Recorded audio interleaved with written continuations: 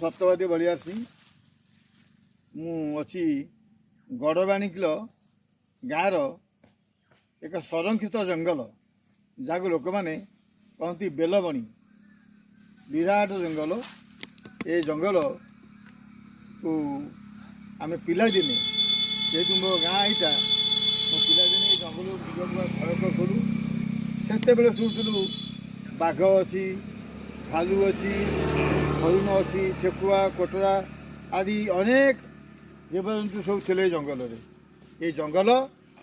ये गाँव प्रसिद्धि ये संरक्षित जंगल गोटे जने फरेस्ट गार्ड रोते गाँव में जंगल जगियापी से बड़ कटकणा थिला कि परवर्ती समय जिते से दायित्व नहीं गले ग्रामवासी जे ग्रामवासी पालिक ठेंगा पाड़ी ए गाँ जंगल को जगिले।